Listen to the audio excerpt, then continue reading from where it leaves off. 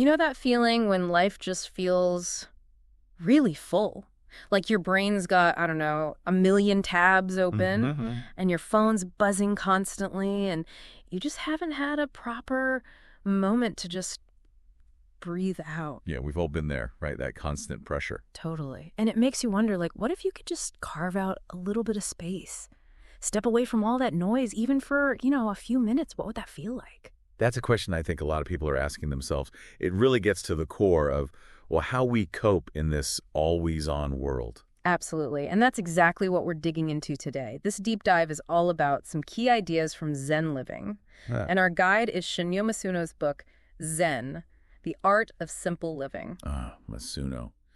Yeah, he has this really grounded way of looking at how to handle modern life, maybe with a bit more ease. Think of this as your kind of fast track to finding some real peace, some clarity, amidst all the everyday chaos. We've basically gone through the book and pulled out the most potent bits, the stuff you can actually use, starting today, to feel a little more centered. Right. No super dense philosophy. No, just practical wisdom you can apply right away. Exactly. Our goal is really to boil these powerful ideas down into things you can actually do, takeaways that hopefully resonate no matter how busy you are. Okay, so let's jump in. First topic, maybe a bit unexpected in our hyper-connected world. The real value of solitude. Yeah, and what's really insightful here is how Masuno separates loneliness, he calls it a kelopan, from solitude or a can't. Okay. Loneliness is that, that often painful feeling of wanting connection but not having it. It feels like being isolated against your will. Right. But solitude, that's different. It's a conscious choice. It's like a gift we give ourselves. That distinction really clears things up, doesn't it? It does. We tend to just lump being alone together with feeling lonely, but they're fundamentally different things. Solitude isn't some kind of punishment. It's a deliberate choice. An opportunity. Precisely. And it's in those chosen moments, when you're intentionally alone, that you can actually start to hear your own inner voice. The one that gets drowned out otherwise. Exactly. It gets lost in all the external noise. Solitude gives your thoughts space to settle down, for real clarity to kind of bubble up, and you can feel this deep sense of inner peace. It's almost like Masuno is saying, and this really hit me, think about your phone. Okay. When the battery's low, what do? You plug it in, right? You recharge it. Sure, automatically. But when we're feeling drained, what do we usually do? We just push harder. Or maybe distract ourselves with even more input, like movies, social media, just endless scrolling. That's a really powerful analogy. We get that our devices need downtime, but we often resist giving ourselves that same basic need. Yeah. But Masuno's point is, to truly recharge, we need to actually embrace that quiet, allow ourselves to just be without constant stuff coming in. Okay, so for someone listening now thinking, all right, solitude sounds good, but how do I actually fit that into my crazy day? What's a practical first step? The beauty of it is it's really simple. Masuno suggests just finding 10 minutes. Just 10 minutes each day for yourself. 10 minutes. That feels doable. Surprisingly doable. Totally. No devices, no distractions. Just find a quiet corner, sit comfortably, and gently focus on your breath. But what if your mind just goes wild, like racing the whole time? Oh, that's completely normal, Right. especially at first. Okay, good. Your mind's used to being constantly busy, right? Yeah. The key is just gentle persistence. When you notice your thoughts wandering, and they absolutely will just notice them, don't judge, and gently bring your attention back to your breath. Just keep bringing it back. Exactly. Over time, this simple thing becomes a really powerful habit, like a mini mental reset. It can spark new ideas, actually, and really help you relax. Masuno also brings up something, a potential hurdle, that fear some people have about being alone with their thoughts. Like, what if uncomfortable stuff comes up? That's a really valid concern. But Masuno reframes it. He sees it as a valuable opportunity. How so? Solitude gives you this safe space, no judgment, to just acknowledge those feelings, to sit with them without immediately needing to fix them or push them away.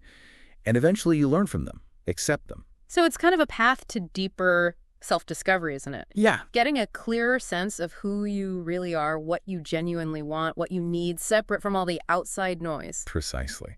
And if you look at, history, lots of influential thinkers, creatives, writers, philosophers, there's often this common thread. They intentionally made time for solitude. Like Steve Jobs and his walking meetings. Exactly. or just the dedicated quiet time that so many great minds credit for their biggest breakthroughs. So, okay, if even 10 minutes feels like a bit much right now, what's a good way to sort of ease into it? Start even smaller. Try incorporating little mindful moments into things you already do, Like what? like when you're taking a walk. Really pay attention to your surroundings, feel the air, listen to the sounds, notice details you usually just walk past. You can find these tiny pockets of solitude even in a busy day. He also mentions meditation, but suggests something else too, like just talking to yourself. Yeah, that internal chat can be super revealing. Just asking yourself honest questions like, how am I really feeling right now? What do I actually need in this moment? That can be a powerful form of self-reflection without needing the formal structure of meditation.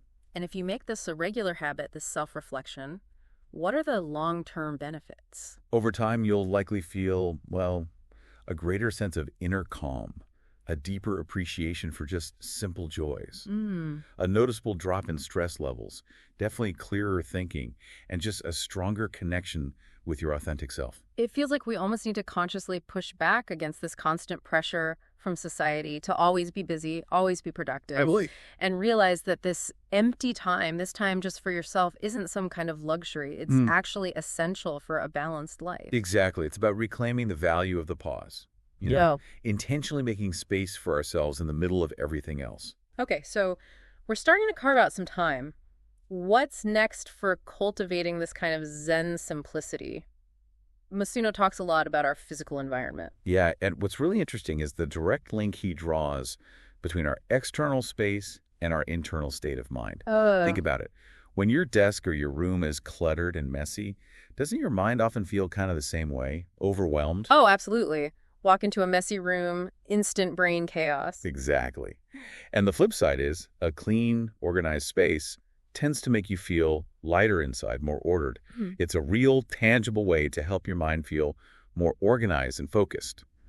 So what's his advice for tackling the clutter? Because honestly, it can feel like such a huge job sometimes. He suggests a really manageable approach.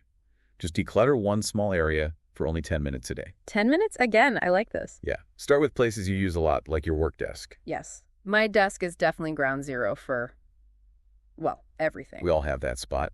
Think about the usual stuff, old bills, empty mugs, like 50 pens you don't use, random papers. Masuno says, keep only the essentials close by. Everything else. Either put it away properly, organize it somewhere else, or maybe just let it go. And how does having a tidy workspace actually help us, beyond just looking nice? It really boosts productivity. When everything has a place, you stop wasting time and mental energy looking for stuff. Ah, yeah, hunting for that one pen or that specific paper. Those little interruptions really add up. They drain your focus. He also mentioned something fascinating about how even arranging your furniture can affect your mindset. It is fascinating, isn't it? Even small tweaks, like changing which way your chair faces or just moving things around on your desk, can make the space feel fresh. Like a mini reset. Exactly. It's a little psychological trick that can boost creativity and motivation just by making the familiar feel a bit new. So this whole decluttering thing isn't just about tidiness. It's really deeply connected to our mental well-being, our focus. Precisely. And Mizuno points out it's not just about physical stuff. A less cluttered physical space tends to lead to less mental clutter, too. More clarity, more focus. He really pushes for making it a daily habit, not just a massive weekend clean-out. That makes sense, prevents it getting overwhelming. Totally. Tackling one small spot each day, your desk today, a closet shelf tomorrow, maybe part of a bookshelf the day after, keeps it feeling manageable and sustainable. And he has that really practical rule for stopping clutter building up again, right? The one in, one out thing. Yes, that's a good guideline. When you bring something new in, make a conscious effort to get rid of something similar you already have, donate it, recycle it, whatever. Simple but effective. It really helps stop that accumulation of unnecessary stuff and keeps your space feeling fresh. So from Masuno's Zen view, what's the #1 benefit of keeping things clean and organized? The biggest one is probably a noticeable reduction in stress. There are studies on this, clear link between clutter and higher anxiety. Really? Yeah. When you're in a neat, uncluttered space, your mind just naturally feels calmer, more at ease. It really adds to your overall sense of well-being. And he even suggested making the actual act of decluttering fun. I liked those tips. Yeah. Little things like putting on music you love, setting a timer like it's a game, or giving yourself a small reward afterwards. Makes it less of a chore. Exactly. It can shift it from being this tedious task to something actually kind of engaging, maybe even satisfying. Okay, so we're making some space, physically and mentally. Now, how do we actually live in that space more mindfully? Let's get into living in the present moment. Right. And what's really key here is noticing how much of our mental energy usually gets sucked up by either replaying the past, maybe getting stuck on regrets, or overanalyzing old mistakes, or worrying about the future, anticipating problems, feeling anxious about what might happen. This constant mental time travel basically stops us from fully experiencing right now. It's so true. We're so rarely just here, fully here. Exactly. Masuno uses this beautiful, simple metaphor. Today is a gift. Think about it. If someone gave you a really precious gift, would you spend your time worrying if you liked past gifts better or guessing about future gifts? No. You'd unwrap it. You'd experience it right then. Exactly. Life, he suggests, is just like that. But he does acknowledge that, painful memories can really hold us back. How do we square that with being present? It's about acknowledging the past's impact, for sure, but also realizing we can't actually change what happened. Right. The key is to learn from it, pull out any useful lessons, and then consciously choose to move forward, not stay trapped in regret or guilt.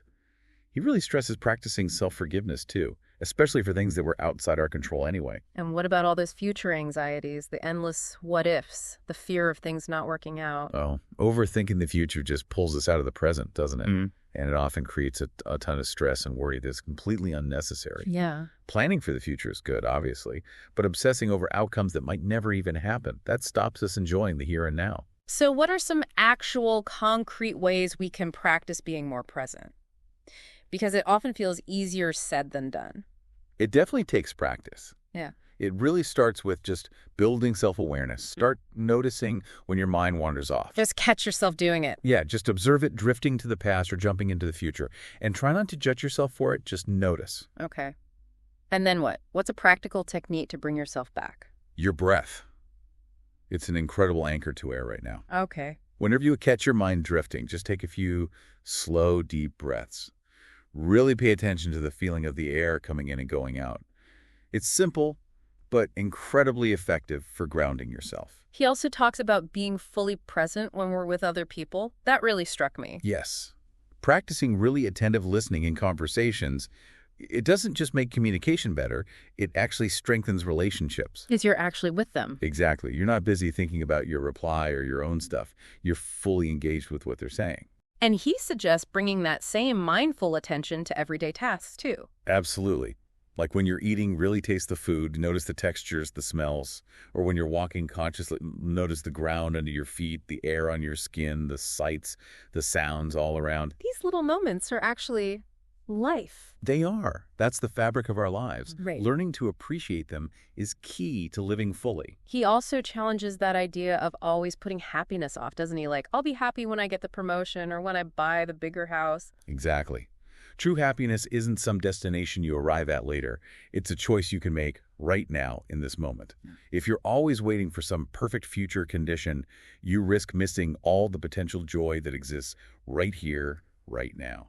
So it's about finding that balance between planning for the future and, obsessing over it. Precisely.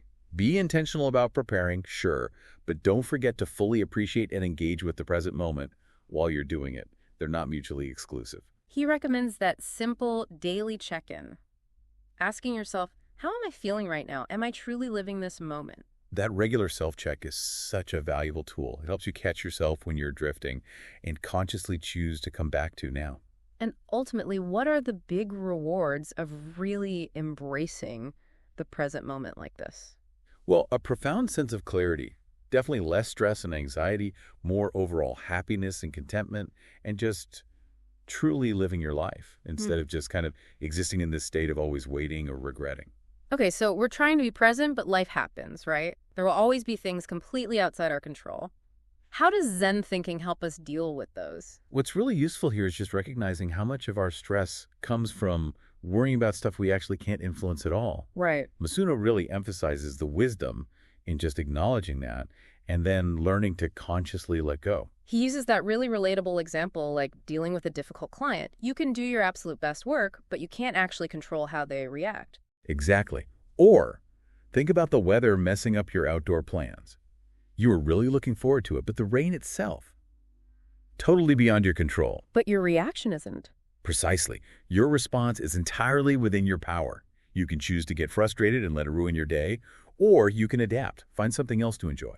This sounds a bit like Stoic philosophy, focusing on what you can control versus what you can't. There are definitely strong parallels, yeah. Both stress detaching from external outcomes and focusing your energy on your own thoughts and actions. Masuno has this powerful quote, "Don't be troubled by things that have not yet happened." That's such a good reminder. We spend so much time creating these awful scenarios in our heads that usually never even happen. Oh, totally. Our tendency to default to worst-case scenario thinking generates so much needless anxiety. He gives the example of someone terrified about how an audience will react to their new business idea. Yeah. Well, that outcome is uncontrollable, right? Right. But obsessing over that fear can actually stop you from doing your best work in the first place. So the core idea is, don't waste your precious mental energy on things you can't change. Exactly. As Masuno puts it so well, don't waste time worrying about things you cannot control. Just accepting that basic truth is a huge step towards feeling more peaceful inside. Okay, so how can we actually apply this principle, like in the moment when we're worrying? Well, first step is self-inquiry. When you catch yourself worrying, just pause and ask honestly, is this actually in my control? And if the answer is no, Then make a conscious effort to release that worry. Another helpful trick is shifting your perspective. Imagine you're an outsider watching the situation. What advice would you give a friend in the same boat? good one. We're often much better at advising others. Aren't we just? And like we talked about, meditation and mindfulness are huge here. They help you stay present and see how pointless it is to dwell on future worries or past regrets. So it's really about directing our energy where it actually counts. Exactly. Every day is a fresh start, a chance to choose your mindset. By consciously letting go of worry about things you can't control, you free up all that mental and emotional energy to focus on what you can influence. And that leads to more happiness, a stronger sense of agency. Okay, let's shift gears a bit. Masuno talks about something that sounds really small, but he says can have a huge impact. Waking up just 15 minutes earlier. My first thought is always, but I need that sleep. That's such a common reaction, I get it. But Masuno asks us to really think about how that tiny 15-minute shift could potentially change our whole experience of the day. He contrasts that typical morning, doesn't he? Hitting snooze over and over, then that mad dash to get ready. Yeah, that frantic start often sets a stressful, kind of mindless tone for the whole day, right? Those first few moments are just lost in rush. Waking up just 15 minutes earlier gives you this little buffer, a bit of time just for you before the day's demands really kick in. So it's about starting the day more intentionally, less reactively. Exactly. That intention in your morning routine gives you a sense of control, rather than feeling like you're immediately being pulled in a million directions. And what does he suggest doing with those extra 15 minutes? He really emphasizes that this time is yours. No obligations, no demands. Use it for things that actually nourish you mentally or emotionally. Like what? Maybe a few minutes of quiet meditation, or some deep breathing, or just slowly sipping tea or coffee and actually looking out the window, noticing the morning, just allowing yourself to wake up gently, intentionally. Okay, for someone thinking, how do I actually make this happen logistically? What's the practical advice? The main thing is pretty simple. Just try going to bed 15 minutes earlier. Okay. That makes sense. It's a small tweak to your evening that supports the earlier morning. And he strongly advises not grabbing your phone first thing. Oh, definitely. That just floods your brain immediately. Right. It overwhelms that calm you're trying to create. Instead, use those first 15 minutes for self-care. Maybe some light stretching, the deep breathing, or even just thinking about a few things you're grateful for. He even suggests keeping a little journal nearby. Yeah, just jotting down your main focus or intention for the day. It helps bring clarity and purpose right from the start. And what are the kind of long-term benefits if you stick with this? Over time, people often report feeling more mentally clear, having this sense of calm that actually lasts through the day, feeling less irritable, handling tricky situations more thoughtfully, and just having more balanced energy overall. It really does sound like a fundamental mindset shift, doesn't it? It is. Taking that small step to prioritize yourself right at the beginning of the day. Absolutely. It gives you this feeling of having more control over your own life, even when things get hectic. Masuno basically says, just try it. Set your alarm 15 minutes earlier tomorrow. Don't hit snooze, and just see how it feels. Observe the effect. Okay, so we're often rushing, focused on the next thing. Masuno also really emphasizes slowing down and noticing the beauty that's actually all around us every day. Yeah, it's quite striking how the sheer busyness of modern life can make us kind of blind to the simple beauty that's constantly there. Right. We get so caught up in our tasks and worries that we just miss these small moments of joy or wonder. It's like we put on these invisible blinkers just to get through the day. That's a good way to put it. But Masuno reminds us, beauty isn't rare or far away. It's everywhere. We just need to cultivate the habit of actually noticing it. He gives such simple examples like a bird singing or the feeling of a breeze. Or seeing a flower blooming on your commute, something you walk past every day. These are moments we usually ignore, but each one holds potential for a little bit of appreciation. He also mentions watching a sunset instead of just scrolling on our phones. Yes, those amazing natural shows happen all the time, but we're often too busy or distracted to really see them. Masuno says just consciously practicing, noticing one beautiful thing each day, can really shift your perspective. It opens you up to seeing the world differently, more appreciatively. And these moments don't have to be big dramatic things, right? Not at all. It could be something really simple, like the peaceful look on someone's face or the smell of rain on dry ground. Unexpected small things that can bring this sense of gratitude or connection. And doing this regularly, it actually increases happiness and lowers stress because you start appreciating the small stuff, not just waiting for big achievements. So how can we actually practice this? What are the practical steps? First, you just have to intentionally slow down sometimes. Amidst the rush, make a conscious effort to just pause, even for a second, and look around. Okay. Second, try to be fully present. When your mind isn't buzzing with past or future stuff, you're way more open to seeing the beauty right in front of you. Makes sense. And he also suggests keeping maybe a little beauty diary or just a note on your phone. Each day, jot down one beautiful thing you noticed. It reinforces the habit, makes you actively look for it. So it's about retraining our attention, finding the extraordinary in the ordinary. Exactly. Masuno encourages us, next time you're out, just pause for a moment, take breath, and really try to feel the world around you. Those little moments of joy and peace are often hidden in plain sight, just waiting for us to notice. Okay, let's talk about change. It's unavoidable, right? But so many of us instinctively resist it. How does Zen philosophy help us with that? It's really insightful how Zen acknowledges that change is, yes, fundamental to life, but also a huge source of fear for many people. Definitely. We naturally build these comfort zones, don't we? And we resist anything that feels unstable. A new job, moving, shifts in relationships, even just personal growth can feel scary. We cling to what's familiar, even though it's not great anymore. Exactly. Masuno uses this great analogy of a seed. It has to leave its comfort zone, the dark soil, to actually sprout and grow into a plant. He suggests that avoiding change, similarly, stops us from really flourishing. And what's at the heart of that fear of change, usually? Mostly, it's uncertainty. The fear of the unknown. We feel safer with what we know, even if it's not ideal, just because it's predictable. Change brings unpredictability, and that can feel really unsettling. So how can we start to shift that perspective, move away from fear towards acceptance, maybe? Masuno suggests consciously trying to reframe that fear. Turn it into maybe excitement about the potential new opportunities change might bring. Okay, how? Instead of just focusing on what you might lose, try focusing on what you might gain or learn. He asks us to imagine a life with zero change. How boring would that be? Pretty stagnant. Yeah. Right. Growth and learning usually happen because we face challenges and new experiences. He does acknowledge that change can be painful sometimes, though, like losing a job or losing someone you love. Absolutely. Feeling sad or grieving during tough changes is completely natural and healthy. But Masuno encourages us to also try and see the bigger picture. Even in painful times, there are often lessons hidden there, opportunities for growth we didn't expect. His advice is simple but powerful. Do not fear change. Just embracing it makes it easier to handle. So what are some practical things we can do to actually embrace change more instead of fighting it? Well, first, work on shifting your mindset. Consciously try to see change as an opportunity, not just a threat. Ask yourself, what can I learn from this? Okay. Second, start small. Introduce tiny changes into your routine. Wake up a bit earlier, explore a new route home, try a new recipe. Just build up your adaptability muscle. Get comfortable with feeling slightly uncomfortable. Exactly. And finally, try to trust the process. Acknowledge that things often happen for reasons we don't see right away. Hindsight often reveals the purpose, even behind difficult changes. So it's about cultivating a more flexible, accepting attitude towards life's natural ups and downs. Precisely.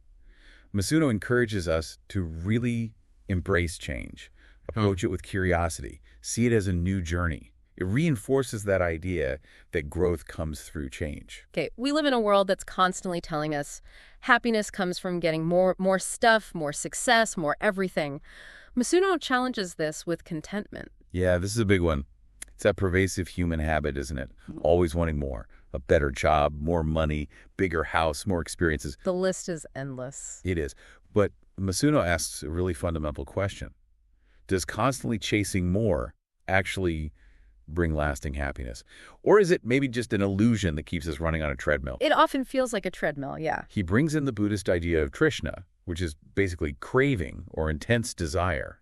And he says that's really the root of a lot of suffering. How so? Because when we're intensely attached to getting something, and then we don't get it or it doesn't satisfy us for long, it leads to pain and dissatisfaction. He uses that example of wanting the latest phone. Yeah. You obsess until you get it, feel great for a bit, and then the excitement fades and you start wanting the next model. It shows that cycle of desire perfectly. So the real key isn't getting more, it's learning to appreciate what we already have. Precisely. True satisfaction, from the Zen perspective Masuno shares, isn't found in always wanting more. It's found in fully appreciating and being content with what you have right now. That's the core of contentment. And how does gratitude fit into this? Gratitude is huge. It actively fosters that inner peace. It makes us less dependent on external things for our happiness. When you're genuinely thankful for what's already in your life, you naturally feel less of that nagging need for something else, something more. He also really pushes back against that idea that happiness is somewhere off in the future, right? Yes, he's clear. Happiness isn't some destination you arrive at later. It's a mindful choice you make in the present moment.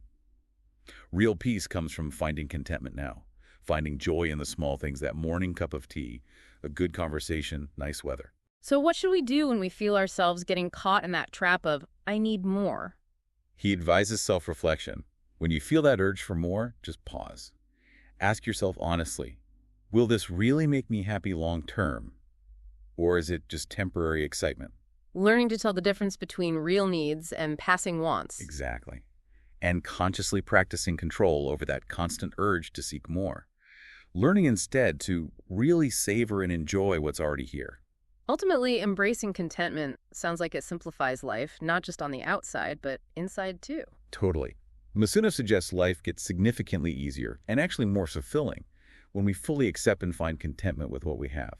That constant chase for more just keeps real peace and happiness always slightly out of reach. Okay, finally, let's talk about something we do constantly, usually without thinking. Breathing. Masuno highlights the huge impact of mindful breathing. Yeah, it's quite amazing, isn't it? This thing we do all day, every day, mostly unconsciously, but it's so deeply connected to our mental and emotional state. It's automatic, but he says it can be a powerful tool. An incredibly powerful tool for reducing stress, managing anxiety, clearing your mind, just by engaging with it intentionally. It's central to so many mindfulness practices. Absolutely. Masuno explains that direct link between how we feel and how we breathe. Stressed, anxious, angry. Breathing gets fast and shallow, relaxed and calm. It naturally slows down, gets deeper. This connection means if we consciously change our breath, we can actually influence how we feel. And his core idea is basically breathing improves the mind. Yes.